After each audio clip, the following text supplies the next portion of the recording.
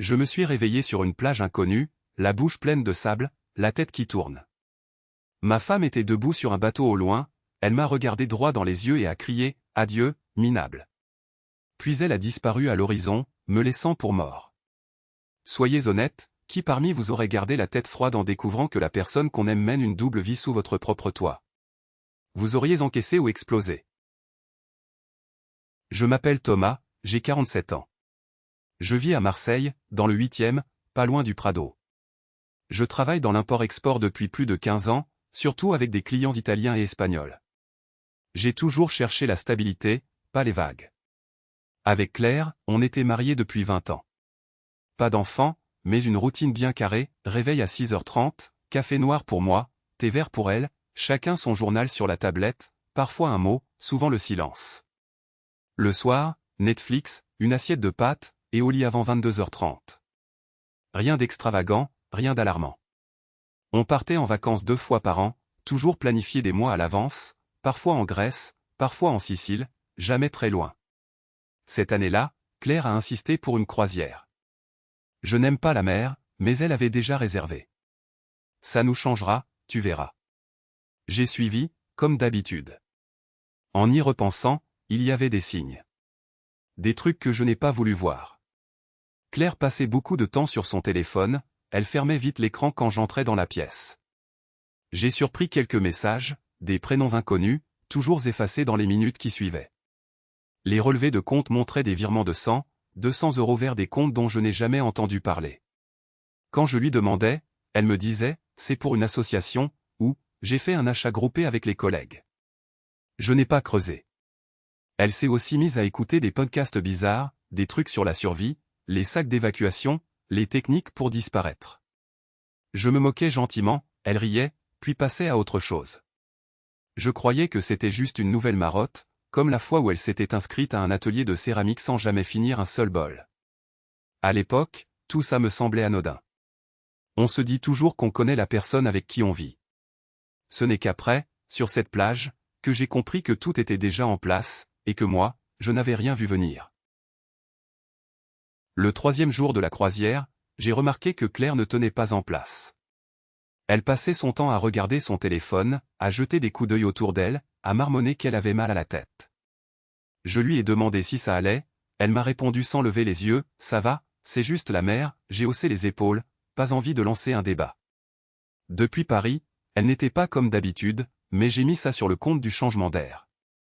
On avait réservé une excursion pour descendre sur une petite île, rien de très touristique, une plage de sable blanc, 2 ou 3 palmiers, des locaux qui proposaient des noix de coco et des cocktails. Dès qu'on a mis pied à terre, Claire a dit qu'elle voulait absolument goûter la boisson du coin. Elle s'est dirigée droit vers un stand, a discuté 20 secondes avec le barman et m'a tendu un verre jaune pâle. Goûte, c'est leur spécialité, qu'elle a dit, sourire forcé. Je n'avais pas spécialement soif. Le goût était amer, un peu métallique. J'ai reposé le verre. Claire a insisté, bois tout, c'est comme ça qu'on fait ici. J'ai obéi, sans réfléchir. Elle n'a pas touché au sien. Elle fixait la mer, les bras croisés. J'ai demandé, tu ne bois pas. Elle a haussé les épaules, j'ai mal au ventre. 10 minutes après, j'ai senti que quelque chose clochait. Mes jambes devenaient lourdes. J'entendais moins bien. J'ai tenté de me lever, tout a tangué. Claire était debout à côté de moi, elle me regardait sans bouger. Je lui ai dit, je me sens bizarre, tu peux m'aider? Elle n'a pas répondu. Le bourdonnement dans mes oreilles est devenu fort, comme un essaim d'abeilles. Je me suis assis dans le sable, incapable de tenir debout. Les images sont devenues floues. Claire a ramassé son sac, s'est éloignée sans un mot. J'ai essayé de l'appeler, rien n'est sorti de ma bouche. Les sons étaient déformés. Je sentais le soleil sur mon front, la chaleur partout. Je ne sais pas combien de temps j'ai perdu. Le sable était froid sous mon dos, mais le soleil tapait fort. J'ai rouvert les yeux. Personne autour. J'ai relevé la tête. Au loin, le paquebot était déjà en train de quitter le mouillage. Les gens sur la plage avaient disparu, même le stand était fermé. Je me suis redressé, la tête lourde, l'estomac à l'envers. J'ai entendu un cri, porté par le vent, venu du bateau qui s'éloignait. La voix de Claire, sèche, tranchante, adieu, minable. Tu ne me reverras jamais. Je suis resté là, assis, sans bouger. Je regardais le bateau rapetisser. Le cocktail avait laissé un goût bizarre dans ma bouche, comme du fer. J'ai fouillé mes poches, plus de téléphone, plus de portefeuille. Tout était resté sur le bateau, avec Claire. Le soleil était déjà au plus de repères, plus rien. Juste le bruit des vagues et le dernier écho de sa voix. J'ai tenté de me lever, mes jambes tremblaient. Personne en vue, pas même un pêcheur. J'ai marché vers l'ombre d'un palmier, à petits pas. J'essayais de comprendre ce qui venait d'arriver, mais il n'y avait rien à comprendre, juste des faits, j'étais seul, sur une plage inconnue, vidée, abandonnée, sans rien. Claire avait disparu, en m'ayant laissé ce message aussi net qu'un coup près. Je me suis assis, dos contre le tronc. J'ai regardé la mer. Les minutes ont passé. Personne n'est venu. J'ai fermé les yeux, essayé de reconstituer chaque geste, chaque phrase. Tout avait été calculé. Le malaise, le verre, l'insistance, le départ juste au moment où je perdais pied. Rien n'était un accident. Rien n'était spontané. J'ai attendu, sans bouger, que la chaleur retombe. Je n'avais plus de questions, plus d'illusions. Je savais juste que quelque chose venait de finir. Je me suis relevé lentement, les jambes raides du sel et du sable, et j'ai marché vers l'eau. Le soleil tapait, l'air restait lourd. Je ne voyais plus le bateau, juste une traînée blanche sur la mer bleue. J'ai crié son prénom, une fois, 2 fois. Ma voix portait, mais rien n'a bougé à l'horizon. Pas de réponse. Personne ne s'est retourné. Le moteur du bateau s'éloignait, c'était fini. Je me suis tourné vers la plage. Mon sac était posé là, exactement où je l'avais laissé. J'ai ouvert la fermeture, machinalement. Dedans, il n'y avait plus rien, plus de téléphone, plus de portefeuille. Un t-shirt roulé en boule, une serviette humide, une bouteille d'eau tiède à moitié vide. J'ai vidé le sac sur le sable, cherchant un indice, un reste de clé, un papier, n'importe quoi. Rien. J'ai secoué la serviette, palpé chaque pli. Le bruit de la mer couvrait mes gestes. Je me suis accroupi à côté du sac, regardant autour de moi. Personne sur la plage, juste des traces de pas qui montaient vers la Pinède. J'ai suivi du regard, hésité à m'y aventurer. Puis je suis revenu vers le rivage, les pieds dans l'eau froide. C'était absurde, mais j'ai fouillé du regard la ligne des vagues, comme si le bateau allait faire demi-tour, m'envoyer un signe, un rire, une explication. Rien que les crabes qui se sauvaient sous les cailloux. Je me suis parlé à voix basse, tentant de donner du sens à la scène. C'était une blague? Une épreuve? Elle allait revenir, forcément. J'ai repensé à notre discussion du matin, sur le pont du bateau. Elle m'avait fixé droit dans les yeux, son verre à la main. Tu comptes continuer comme ça longtemps? Avait-elle lâché? Comme quoi? Faire semblant. Te contenter du minimum. Tu n'as aucune ambition, tu le sais? Je n'avais pas répondu. J'avais regardé la mer, le ciel trop bleu. Elle avait soupiré, vidé son verre. Tu t'accroches à quoi, exactement? À moi, ou à ta routine? J'avais haussé les épaules, sans la regarder. Elle avait ri, un son sec, froid. Tu ne comprends rien, en fait. Ces mots-là me revenaient, en boucle, sur la plage. Je répétais ces phrases dans ma tête, les triturant, cherchant ce que j'avais raté. Qu'est-ce qu'elle avait préparé? Est-ce qu'elle avait prévu de partir comme ça? Depuis quand? Je me suis rappelé qu'elle avait insisté pour prendre le bateau seule, qu'elle avait rangé ses affaires avant moi, qu'elle avait gardé son téléphone sur elle tout le temps. J'ai commencé à longer la plage, cherchant un signe, une trace, un objet oublié. J'ai trouvé un coquillage cassé, un bracelet de plastique, rien qui lui appartienne. J'ai écouté les sons autour de moi, le ressac, le vent, les cris lointains des mouettes.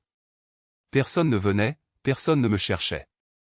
J'ai crié à nouveau, plus fort cette fois, mon propre nom, pour vérifier que ma voix existait encore.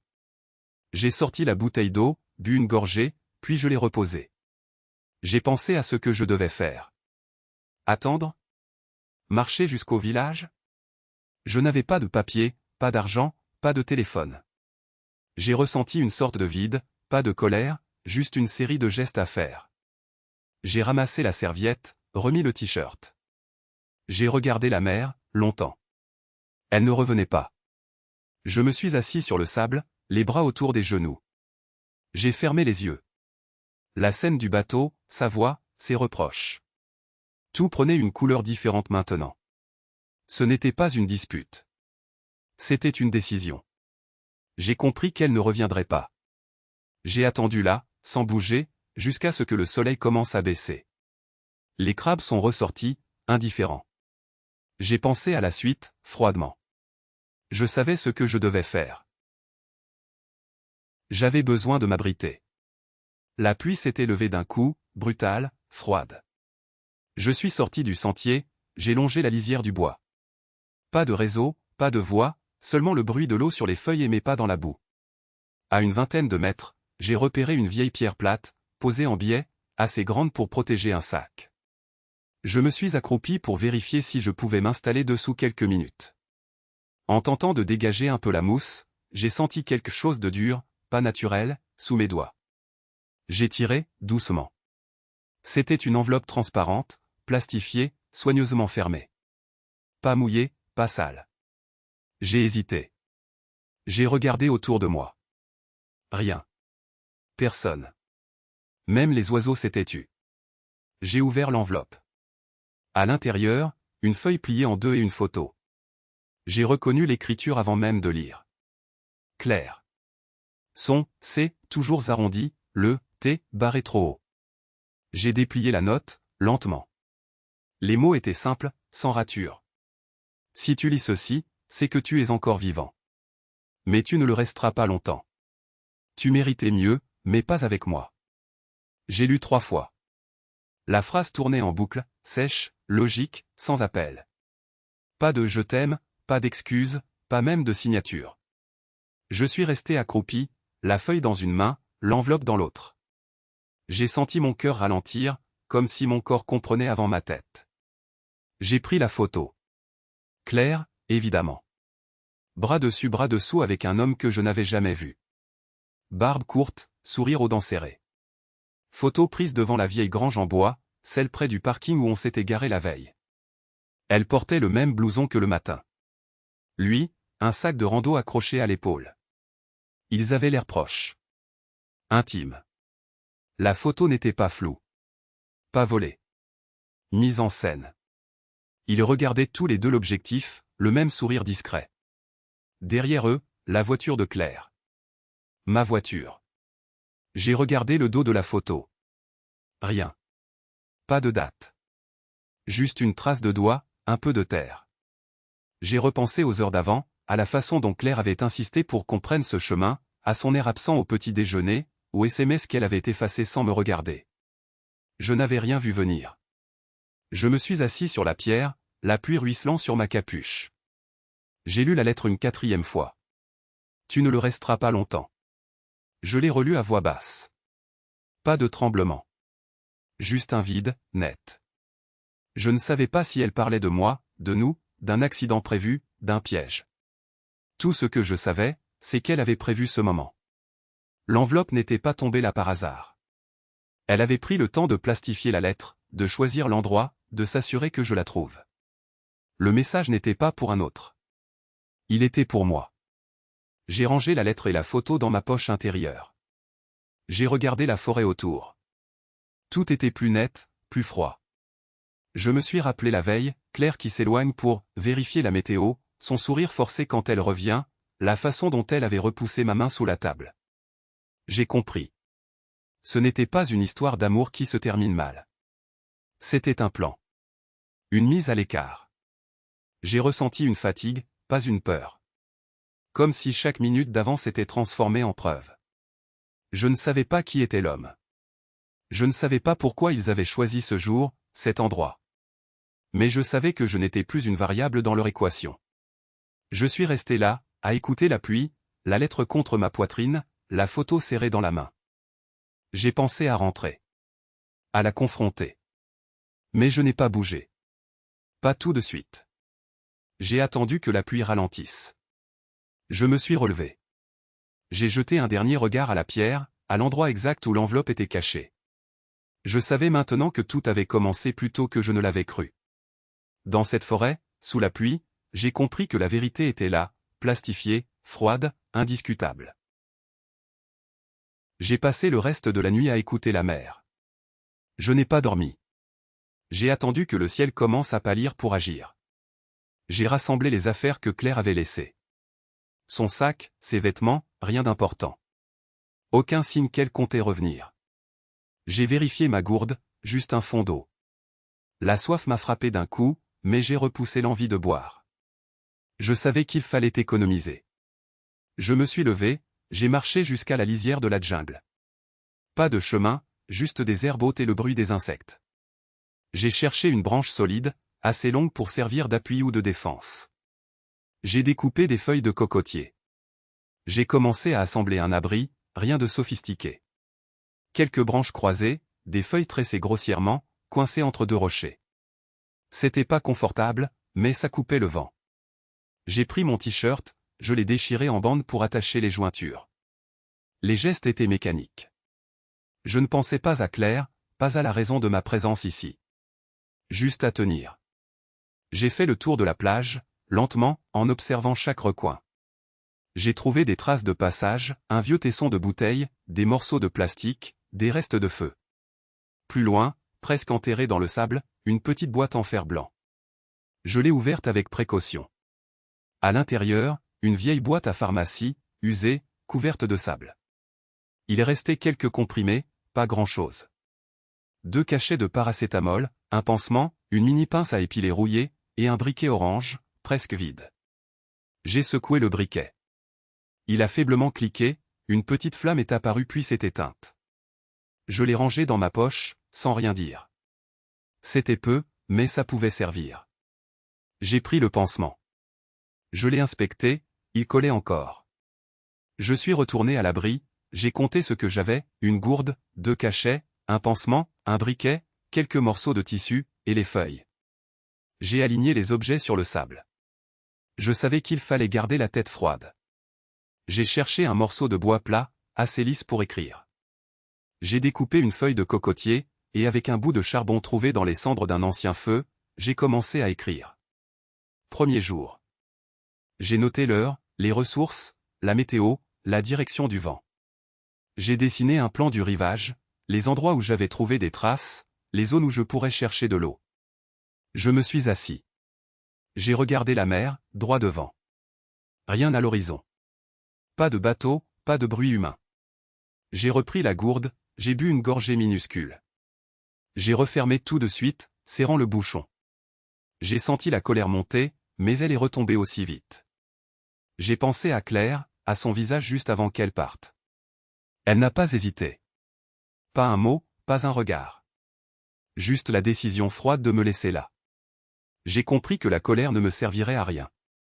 J'ai décidé de tout noter. Chaque ressource utilisée, chaque découverte, chaque pensée utile. Je me suis répété que je survivrais, pas pour la retrouver, pas pour lui demander pourquoi. Mais pour être capable de lui montrer ce qu'elle m'avait fait, sans un mot de plus. La journée a avancé lentement. J'ai travaillé à l'ombre, pour ne pas gaspiller d'énergie. J'ai ramassé des coquillages, vérifié s'ils étaient comestibles. Rien de toxique à première vue. J'ai gardé les plus gros pour l'eau de mer, en dernier recours. J'ai essayé d'allumer un feu avec le briquet, juste pour voir. La flamme a pris, 1 seconde. J'ai refermé vite, pour ne pas gaspiller le gaz. J'ai tout rangé dans une poche intérieure de mon short. Pas de gestes inutiles. Pas de bruit. J'ai continué à écrire, à compter, à observer. J'ai fixé un objectif, tenir 3 jours avec ce que j'avais. 3 jours. Après, j'aviserai. Le soir, le vent s'est levé. J'ai resserré les feuilles autour de l'abri, j'ai vérifié chaque coin. Avant de m'asseoir, j'ai relu ce que j'avais écrit. Je me suis promis que si je m'en sortais, Claire ne pourrait jamais oublier ce qu'elle m'avait fait. Pas par vengeance inutile. Juste pour la vérité. Je me suis levé tôt ce matin-là. Le vent avait tourné dans la nuit, amenant de la bruine et une odeur d'algues fraîches. Je faisais le tour du rivage, comme chaque jour, pour vérifier mes pièges à poissons. Rien cette fois. J'ai remonté la plage, longeant la falaise. À force, je connaissais chaque pierre, chaque anfractuosité. Mais ce matin-là, un éclat m'a attiré l'œil. Sur un PAN rocheux, entre deux touffes de salicorne, un plastique noir dépassait. J'ai tiré dessus doucement. C'était un sac étanche, usé, couvert de sel. Je l'ai secoué. Dedans, un objet lourd, un téléphone satellite, modèle Iridium, paraissant, mais en bon état.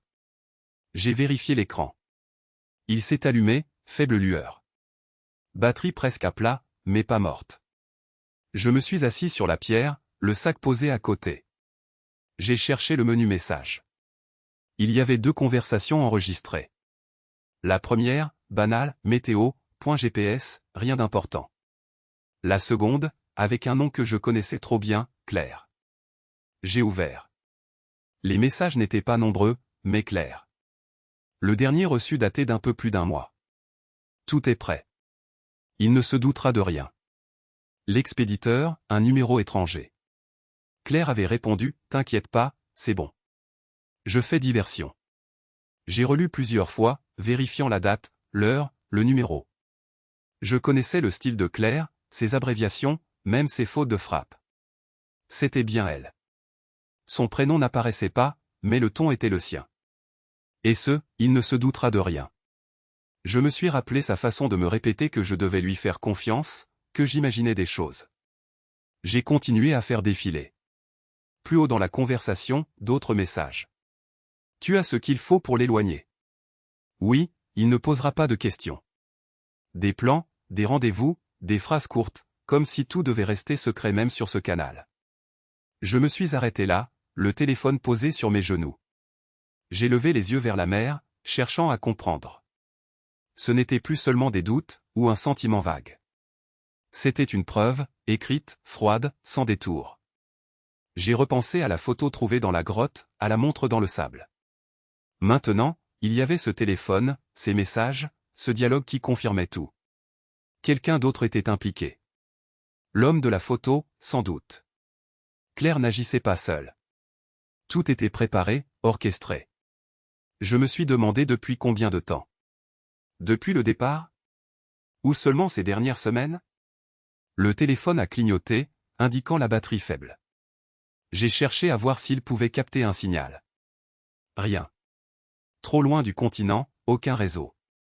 J'ai refermé le sac, l'ai rangé dans mon abri, sous une dalle de pierre, là où personne ne pourrait le trouver. C'était devenu une pièce à conviction, un objet qui changeait la donne. En rentrant, j'ai croisé les traces de pas laissées la veille dans la vase. Les miennes, seules. Personne n'était venu sur cette plage depuis longtemps, à part moi. Je me suis surpris à marcher plus vite, à jeter des regards derrière moi, sans raison. Je n'attendais personne, mais la découverte de ce téléphone m'avait mis dans un état de vigilance étrange. Comme si, soudain, tout ce qui m'entourait pouvait être un piège. Le soir venu, j'ai relu les messages une dernière fois, la lumière du téléphone vacillant. Je me suis demandé s'il y avait d'autres preuves, d'autres objets cachés sur cette île. Peut-être que Claire avait laissé d'autres traces, par négligence ou par confiance mal placée. J'ai laissé le téléphone éteint, bien rangé. J'ai noté les numéros, les dates, les phrases exactes sur une page de mon carnet. Pas pour me venger. Juste pour garder la mémoire claire, tangible. Ce soir-là, en m'endormant, je n'ai pas rêvé. J'ai gardé les yeux ouverts longtemps. Rien n'était plus flou. Je suis resté assis dans la chambre d'amis, le téléphone serré dans la main. Il ne me restait que quelques pourcentages de batterie. Je n'avais pas de chargeur ici. J'ai hésité quelques secondes, puis j'ai tapé l'adresse email professionnelle de mon collègue, celle dont je me souvenais. J'ai écrit une phrase simple, sans détail, juste une demande, urgent, peux-tu me rappeler dès que possible sur ce numéro? J'ai envoyé le message, sans attendre de réponse immédiate. Il n'y avait presque pas de réseau, mais j'ai tenté d'accéder à mon compte bancaire en ligne. J'ai attendu. Le chargement était interminable, mais la page a fini par s'afficher. Dès la première ligne du relevé, j'ai compris qu'il y avait un problème. Plusieurs retraits avaient été effectués les 2 semaines précédentes. Des montants ronds, toujours à des distributeurs différents dans Paris, jamais les mêmes quartiers. 600 €, 800 €, 950 €. Puis un virement, cette fois bien plus important. J'ai ouvert le détail. 17 400 €, virement sortant. Le bénéficiaire était une banque chypriote, dont le nom ne me disait rien. Mais la mention, Claire L, apparaissait bien sous l'intitulé du virement. J'ai senti mon pouls ralentir, pas l'inverse. J'ai pris un carnet dans le tiroir, noté chaque date, chaque montant, chaque référence. Les économies que nous avions mis de côté pour le projet immobilier étaient parties en moins de 15 jours. J'ai cherché d'autres indices. Un autre virement, plus petit cette fois, 2000 €. Toujours vers l'étranger, toujours une banque différente. À chaque opération, le nom de Claire apparaissait quelque part, soit dans l'intitulé, soit comme signataire. Je n'ai pas eu besoin de calculer longtemps. Il ne restait pratiquement plus rien sur le compte joint. Le compte personnel de Claire était également vidé, je l'ai vu à la connexion rapide que j'avais encore sur mon téléphone, car elle avait laissé les accès enregistrés. J'ai pris des captures d'écran de tout, une à une, au cas où je perdrais la connexion ou la batterie. J'ai tout envoyé sur mon propre email, puis sur une clé USB que j'avais rangée dans le tiroir. Les preuves étaient là, noir sur blanc. Le quatrième artefact, c'était ce relevé bancaire numérique. Je l'ai ajouté à la liste mentale, 1. Les messages, 2. Le reçu d'hôtel, 3. La réservation Airbnb, 4. Les transactions bancaires. J'ai tenté d'appeler le service client de la banque. Répondeur automatique, attente interminable. J'ai raccroché, je savais que ce serait plus efficace de me rendre en agence. Mais il fallait que je reste discret, pour l'instant. Je ne voulais pas que Claire comprenne que j'avais découvert le pot aux roses. J'ai remis le téléphone en mode avion, puis j'ai rangé le carnet dans mon sac, avec la clé USB. J'ai repensé à la fois où Claire avait insisté pour centraliser nos économies sur un seul compte, pour le projet. Je n'avais pas vu de mal. Elle avait même proposé de prendre en charge les virements réguliers, pour s'organiser. Les signes étaient là, mais je n'avais rien vu venir.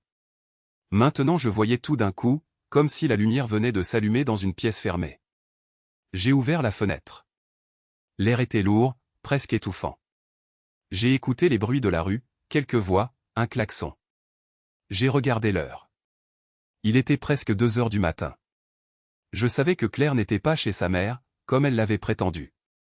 Je savais surtout qu'elle n'avait rien laissé au hasard, sauf les traces numériques.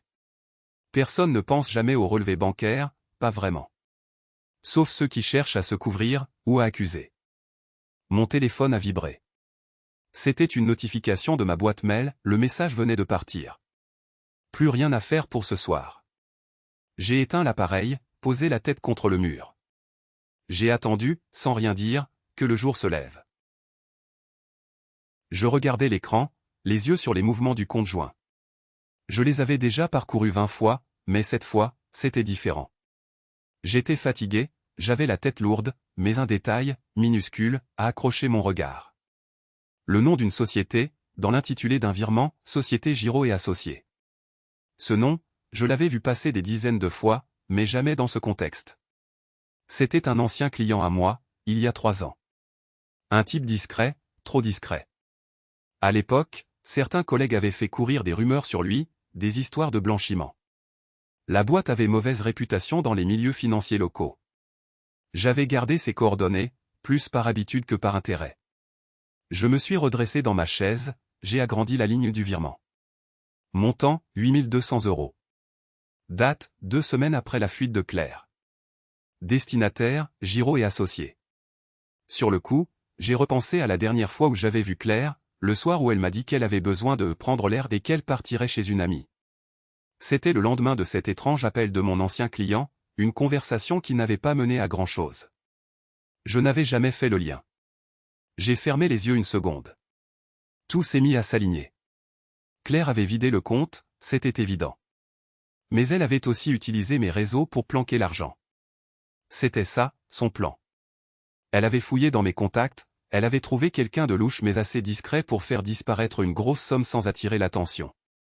Elle avait dû se dire que je ne retrouverais jamais la trace, que je serais trop occupé à colmater les brèches laissées par son départ.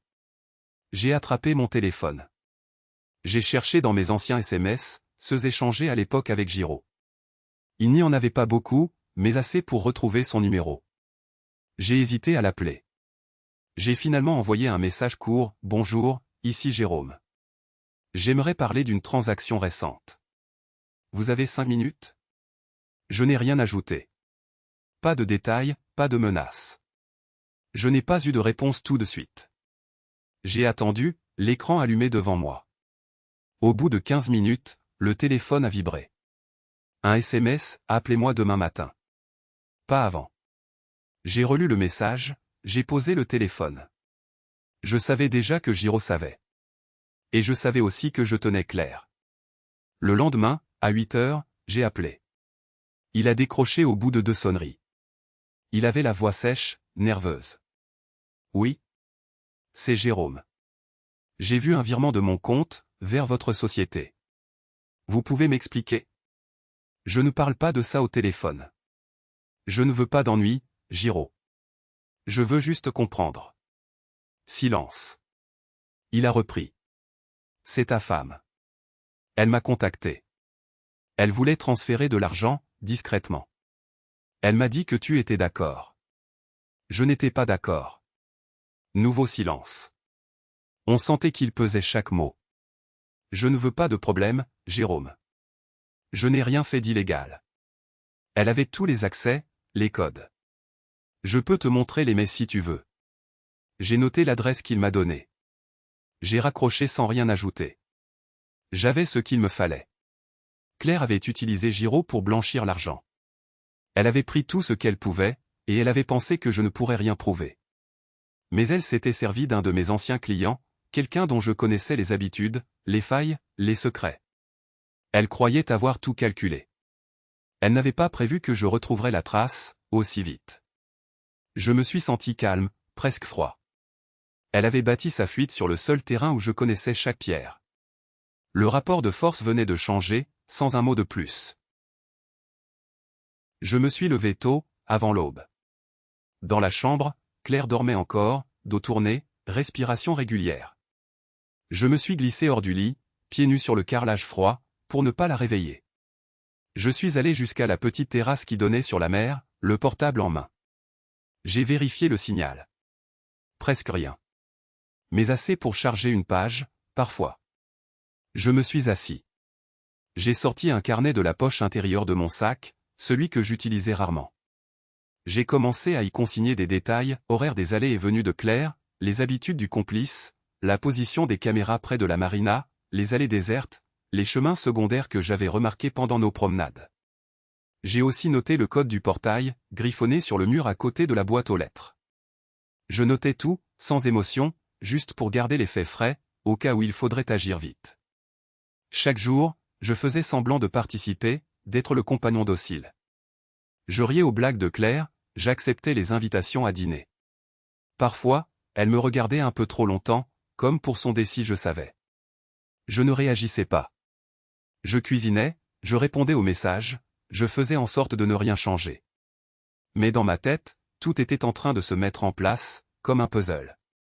Le soir, quand elle partait soi-disant faire un tour sur la plage, j'écoutais la porte se refermer, puis j'ouvrais l'ordinateur.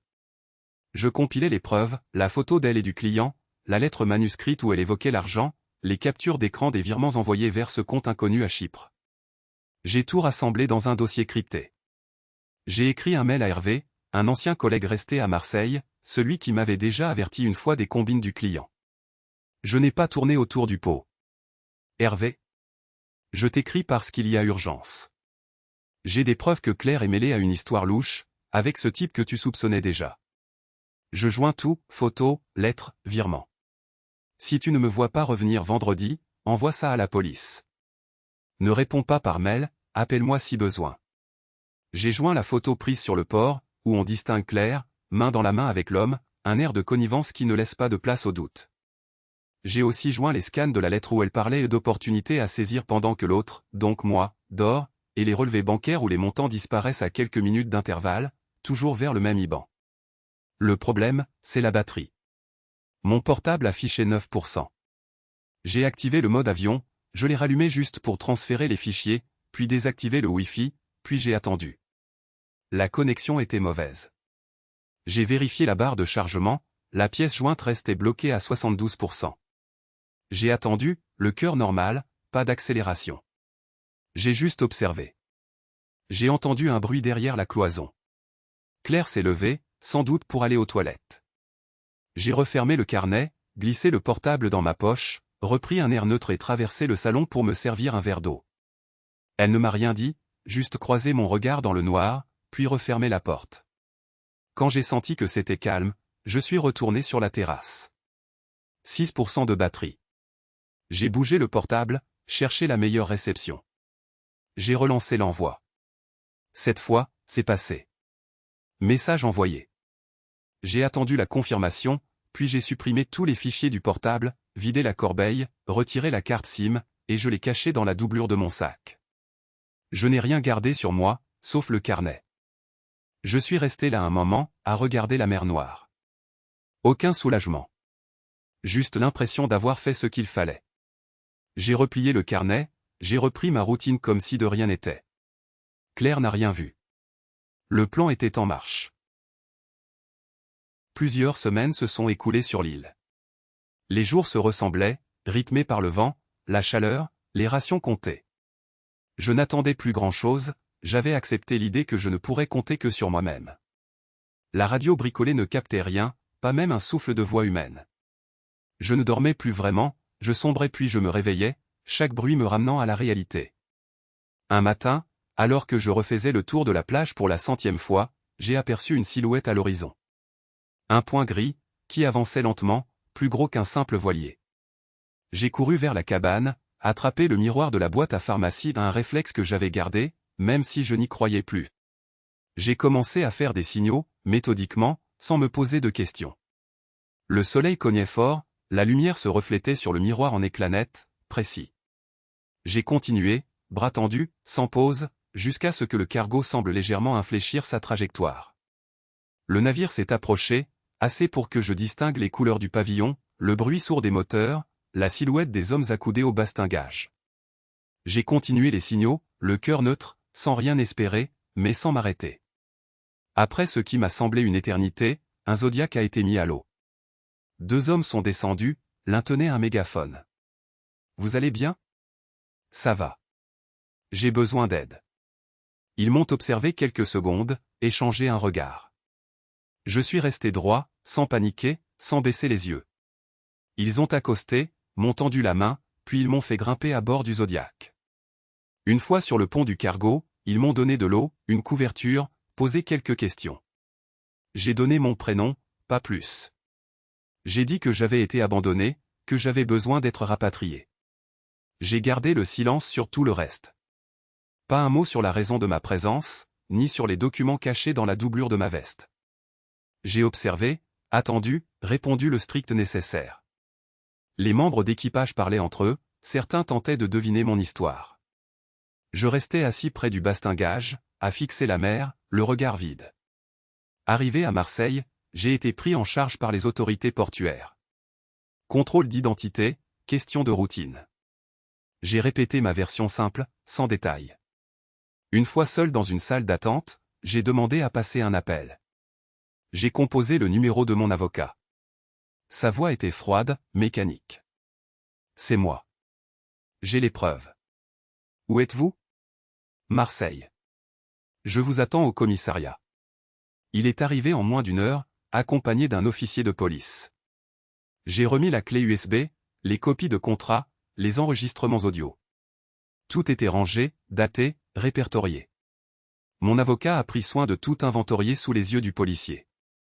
Pas un mot de trop, pas de commentaire. Vous voulez porter plainte ? Oui.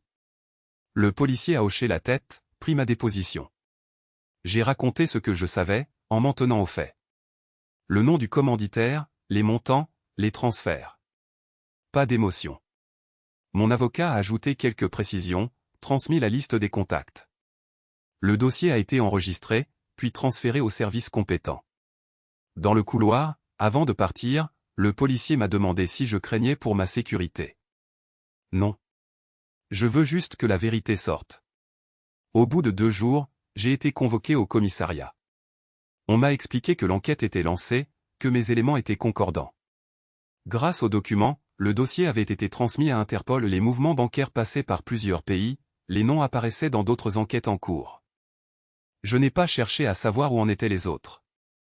J'ai loué une chambre d'hôtel près du Vieux-Port, gardé le téléphone éteint, commandé à manger sans sortir. J'attendais, sans impatience. Le soir, je regardais le port s'endormir, les lumières des bateaux. Je savais que, cette fois, le silence jouait en ma faveur. Je me suis réveillé ce matin-là avec 10 appels manqués. Un message de mon collègue, juste 3 mots, regarde la Provence. J'ai allumé mon téléphone, ouvert le site. La une était claire, froide. Mon nom n'y figurait pas mais tout y était, l'histoire d'un cadre marseillais, victime d'une escroquerie montée par sa propre femme, arrêté à Chypre en compagnie de son complice. Montant évoqué, montage financier, comptes offshore bloqués, photos floutées d'une femme blonde menottée, visage tourné, mais reconnaissable pour qui connaissait Claire. J'ai lu l'article 2 fois. Tout était exact, ou presque. Il citait des sources anonymes, proches du dossier, voisins du couple, collègues de la victime. Les détails s'accumulaient, certains vrais, d'autres exagérés ou inventés. Mais l'essentiel était là, en public, Claire, arrêtée, complice identifié, compte gelé. Il y avait même une mention de la police chypriote. Je n'ai pas souri. J'ai fermé la page. J'ai regardé mon reflet dans la fenêtre, puis mon téléphone. Je n'ai répondu à personne. Au bureau, tout le monde savait. Je suis arrivé plus tôt, café à la main, comme d'habitude. Un silence étrange m'a accueilli, puis des regards fuyants, quelques chuchotements. Cédric m'a approché à la machine à café, voix basse, « Tu veux en parler ?» J'ai dit, « Y a rien à dire. » Il a baissé les yeux, hoché la tête. Dans la matinée, j'ai entendu mon nom dans le couloir, coupé net quand j'entrais. J'ai croisé Julie, qui n'a pas su quoi dire. Les autres évitaient mon regard, certains venaient me tapoter l'épaule, maladroit, si t'as besoin. Je répondais par un signe de tête, et je retournais à mon écran. Les confidences ont commencé dès l'après-midi. Paul, qui bosse au service juridique, s'est assis à côté de moi à la cantine. Il a murmuré, je l'ai vu plusieurs fois au Sofitel, avec un type bizarre. Je croyais que tu savais. J'ai haussé les épaules, j'ai rien vu. Plus tard, Sophie, du marketing, m'a glissé en salle de réunion, on l'a croisée à la sortie d'un club. Elle n'était pas seule. Chacun y allait de sa petite révélation, la plupart sans méchanceté, certains pour se donner bonne conscience. J'écoutais, sans réagir. J'ai compris que beaucoup avaient vu, soupçonné, mais n'avaient rien dit. Par lâcheté, par gêne, ou parce que ça ne les regardait pas. Le soir, j'ai reçu des messages d'anciens amis, même de la famille éloignée, « Courage, on est avec toi, si tu veux parler. » J'ai répondu à personne. J'ai supprimé les notifications, fermé le téléphone. Le lendemain, la presse en parlait encore. Les réseaux sociaux aussi. Certains collègues partageaient l'article, d'autres commentaient, souvent sans savoir de qui il s'agissait. Le sujet faisait le tour du quartier, on en parlait dans les cafés, à la boulangerie. Mon immeuble bruissait de rumeurs. Les voisins me saluaient plus poliment qu'avant, certains cherchaient mon regard, d'autres détournaient la tête. Je suis resté en retrait. J'ai fait comme si tout cela ne me touchait pas. J'ai continué à venir au travail, à répondre calmement aux mails, à faire mon job. À la pause, je lisais le journal, sans réagir aux moindres allusions. Au fond, je savais que tout le monde attendait une réaction, un effondrement, une colère. J'ai gardé la même routine, jusqu'au moindre geste, même café, même trajet, même horaire. Le soir, chez moi, j'ai réécouté le message de la police chypriote, confirmation que Claire et son complice étaient bien en détention, audition prévue le lendemain. Mes avocats m'ont envoyé un mail sec, tout se passe comme prévu, les avoirs sont sous séquestre. Je n'ai rien ressenti. J'ai vidé le lave-vaisselle, trié le courrier, fermé les volets. Plusieurs collègues m'ont invité à sortir, à changer les idées. J'ai refusé, prétextant la fatigue. J'ai préféré le silence. J'ai laissé les autres parler entre eux, spéculer, se rassurer. Au fond, je savais que ce n'était plus mon histoire qui les intéressait, mais leur propre peur, le besoin de croire que ça n'arrive qu'aux autres. J'ai attendu la nuit, seul, sans bruit. J'ai relu l'article, une dernière fois, puis j'ai tout éteint. Je suis arrivé tôt au tribunal. J'ai attendu dans le couloir, l'odeur de bois ciré et de café froid. Claire est entrée 10 minutes plus tard, tirée à 4 épingles, lunettes de soleil sur le nez alors qu'il pleuvait dehors. Elle a à peine croisé mon regard. Son avocat s'est penché vers elle, lui a murmuré quelque chose. Je suis resté debout, les mains dans les poches, a fixé le mur devant moi. Quand on nous a appelés, j'ai marché sans me presser. La salle était petite, plus banale qu'on l'imagine. 2 bancs, une table pour les avocats, le juge derrière son bureau. Le greffier m'a demandé de décliner mon identité, puis on m'a fait asseoir. On a répété les faits, chacun son tour. Claire paraissait nerveuse, mais elle gardait la tête haute. Son avocat a pris la parole. Il a expliqué que Claire avait agi sous le choc, pensant que j'étais mort après l'accident du bateau. Il a décrit une femme bouleversée, perdue, qui aurait paniqué. Il a même tenté de faire croire que Claire avait cru agir pour sa survie face à une situation extrême. Le juge a hoché la tête, noté quelques phrases. Puis il m'a demandé de raconter ma version. J'ai tout dit, sans hausser la voix. L'accident, la disparition, la façon dont j'avais survécu, le retour au port, le silence de Claire, son départ précipité. Je me suis arrêté là. Claire a commencé à pleurer quand elle a pris la parole. Elle a dit qu'elle avait cru à ma mort, qu'elle avait paniqué, qu'elle n'avait jamais voulu me faire du mal. Elle a répété que tout lui était tombé dessus d'un coup. Elle a même ajouté qu'elle avait été incapable de réfléchir clairement, que tout était allé trop vite. Son avocat a tenté de l'encadrer, mais elle a continué, les larmes coulant, jouant la victime. J'ai gardé les yeux rivés sur le juge. Puis le procureur a demandé à faire écouter une pièce du dossier. Il a sorti un téléphone satellite, celui-là même que j'avais retrouvé dans la cabine du bateau en fouillant, après mon retour. Il a expliqué rapidement le contexte. Le juge a acquiescé d'un signe de tête. La voix de Claire a résonné dans la salle, dure, tranchante, si différente de celle qu'elle venait d'utiliser. On l'entendait clairement, haletante, mais déterminée, adieu, minable. Tu ne me reverras jamais. Puis un cliquetis, la communication coupée. Personne n'a bougé pendant quelques secondes. Le silence était total, coupé seulement par le bruit du stylo du greffier. Le visage de Claire s'est figé. Elle a tenté de bredouiller, a regardé son avocat, qui a baissé les yeux. Le procureur s'est tourné vers elle, sans rien dire. Le juge a reposé son stylo, a pris quelques notes, puis a fixé Claire longuement, sans un mot. Je n'ai rien dit non plus. Le juge a demandé à Claire si elle avait quelque chose à ajouter. Elle n'a rien trouvé à répondre, juste un « non », monsieur le juge, presque inaudible. Son avocat a tenté de reprendre la main, de minimiser, mais le juge l'a interrompu. On a tous entendu ce message, maître. Il n'a pas haussé la voix, mais la phrase a claqué. Je regardais la scène sans bouger. Je savais que c'était fini pour elle à cet instant précis. Tout ce qu'elle avait tenté de construire, les mensonges, la comédie, s'était effondré devant une simple preuve, un message enregistré par distraction ou arrogance. L'ironie, c'est que c'est son propre besoin de clore l'histoire à sa façon qu'il a perdu. Elle avait voulu me rayer de la carte, mais avait laissé une trace que personne ne pourrait ignorer. La salle s'est vidée lentement à la pause. Claire est restée assise, tête basse. Son avocat lui murmurait des choses, mais elle ne répondait plus. Je suis sorti dans le couloir, la pluie tambourinait toujours sur les vitres. Je n'ai pas ressenti de soulagement, ni de satisfaction.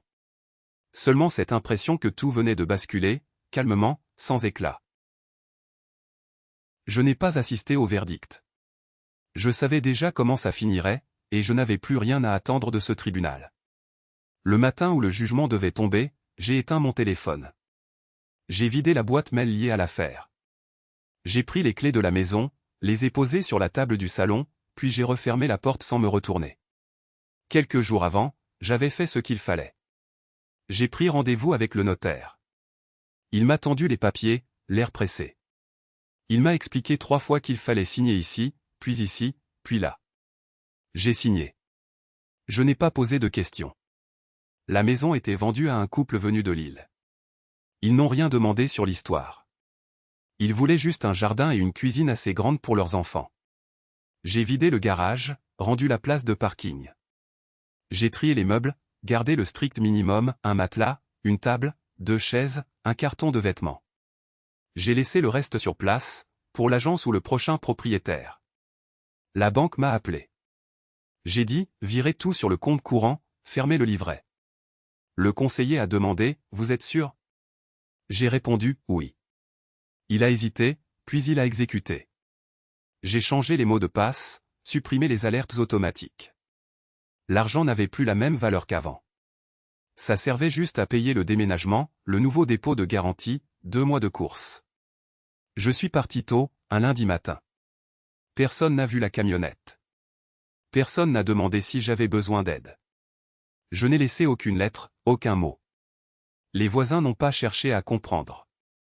Avec eux, c'était déjà fini depuis longtemps, après les regards, les chuchotements, les demi-sourires dans l'allée. Je n'ai pas croisé son regard non plus. Elle savait que la maison serait vide ce jour-là. Elle n'a rien tenté. J'ai trouvé un petit appartement près d'une gare. 2 pièces, quelque chose de temporaire. Le propriétaire m'a remis les clés sans formalité. Il a juste dit, vous restez longtemps? J'ai haussé les épaules. Je n'avais pas de plan, pas d'attente. J'ai coupé le téléphone, supprimé tous les anciens numéros. Les amis, la famille, ceux qui prenaient des nouvelles, pour voir, tous bloqués. Plus de réseaux sociaux, plus de photos partagées, plus de messages à lire ou à ignorer. J'ai gardé une carte SIM pour la banque et les impôts, rien d'autre. J'ai changé de boîte mail, créé une adresse neutre, sans nom, sans prénom. L'anonymat, c'est simple à obtenir quand on ne veut plus rien prouver à personne. Les premiers jours dans l'appartement, j'ai dormi sur le matelas à même le sol. Pas d'horloge, pas de télévision. J'ai bu du café, j'ai marché dans le quartier, j'ai cherché un supermarché ouvert tard. J'ai acheté de quoi tenir une semaine. Personne ne m'a reconnu. Personne ne m'a posé de questions. J'ai ressenti un vide, mais pas celui qu'on craint. Plutôt une sorte de terrain neutre, ni chaud ni froid. J'ai ouvert les fenêtres, laissé entrer le bruit des trains. Je n'ai rien gardé de l'ancienne vie, aucun souvenir à manipuler ou à regretter. Les photos, les lettres, même les vieux papiers, tout est parti à la benne. J'ai gardé un seul objet, un stylo noir, parce qu'il marche bien, pas pour autre chose. Mon seul luxe, c'est ça, le droit d'avancer sans rien sentir. Je ne cherche ni plaisir ni vengeance. Je ne cherche pas à comprendre ce qui s'est passé, ni à refaire le film. Je me lève, je mange, je dors. Personne ne me doit rien, je ne dois rien à personne. L'essentiel était fait. Ce qui restait, c'était du bruit. J'ai fermé la porte, j'ai écouté le silence. Rien d'autre à ajouter. Le jugement est tombé un jeudi matin. Je n'ai pas assisté à l'audience, mon avocat m'a appelé en sortant du tribunal. Divorce aux torts exclusifs de Claire. Aucun appel. La juge a listé les preuves, les virements sur les comptes chypriotes, les mets, les aveux de son complice. Les médias en ont parlé 3 jours puis plus rien. J'ai reçu un courrier officiel quelques jours plus tard. Tout était réglé, froidement, comme une formalité administrative. Les autorités chypriotes ont bloqué une partie des fonds. Une somme, pas la totalité, mais assez pour solder ce qui devait l'être. Le reste, envolé, je ne le reverrai jamais. Je n'ai pas insisté. Les policiers français sont venus me rencontrer une dernière fois, pour clore leur dossier. Ils m'ont rendu une montre, 2 papiers à signer, et m'ont dit que l'affaire était classée. Le complice de Claire a pris 3 ans ferme. J'ai lu la brève dans le journal local, sans photo, sans détail. Claire, elle, a disparu. Après sa libération sous caution, plus aucune trace. Son téléphone ne répond plus, sa famille ne donne pas de nouvelles. L'avocat m'a conseillé de tourner la page, de ne pas chercher à comprendre où elle était partie. Pas de lettre, pas d'explication. Juste un vide administratif, un silence. J'ai vendu l'appartement. J'ai gardé le strict nécessaire. Plus d'objets communs, plus de souvenirs. Je me suis installé dans un 2 pièces à Montrouge, loin des voisins, loin de l'ancien quartier. Le nom de Claire n'apparaît plus nulle part dans ma vie. Mon nom n'intéresse plus personne. J'ai repris un travail simple, des horaires réguliers, une routine sans surprise, sans drame, sans bruit.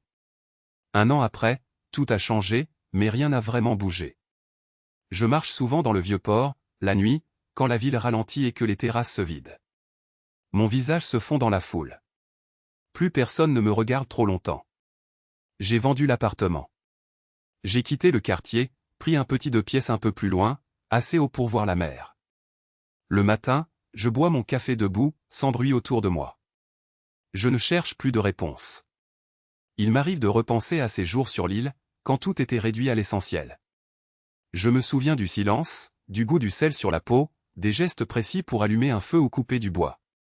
Là-bas, je savais exactement ce que chaque action voulait dire. Ici, tout est plus flou, mais au moins, je sais où je mets les pieds. Je croise parfois des visages connus. Un collègue, un vieil ami, personne n'ose me demander ce qui s'est passé. Les gens évitent le sujet, comme si la vérité était contagieuse. Elle, je ne l'ai pas revue. On dit qu'elle a déménagé, qu'elle vit ailleurs, qu'elle recommence.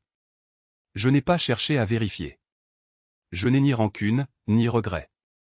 Je ne ressens rien, à part une sorte de calme froid, comme un lac en hiver. Certains soirs, je me demande si tout ça aurait pu être évité. Mais je sais que non. La trahison est banale.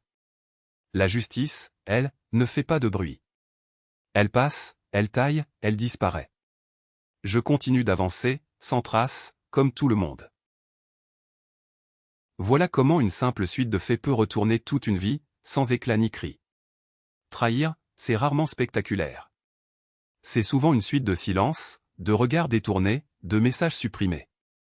Je n'ai rien fait d'héroïque.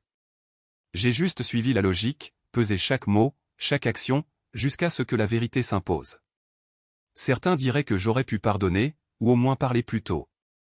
Mais face au mensonge, j'ai préféré la méthode froide, observer, comprendre, agir sans bruit. Je sais que beaucoup auraient explosé, crié, tout cassé. Moi j'ai choisi le calme, parce que c'est là qu'on voit vraiment ce que valent les gens. Et vous, vous auriez fait quoi? Vous seriez allé au bout du plan, ou vous auriez laissé couler? Est-ce qu'on peut encore faire confiance après ça? Si mon histoire vous a fait réfléchir, laissez un commentaire ou partagez la vidéo autour de vous. Pour ceux qui aiment ces récits vrais, n'oubliez pas de vous abonner, ça m'aide à continuer. Dites-moi franchement, le silence, c'est une forme de justice, ou c'est juste une fuite?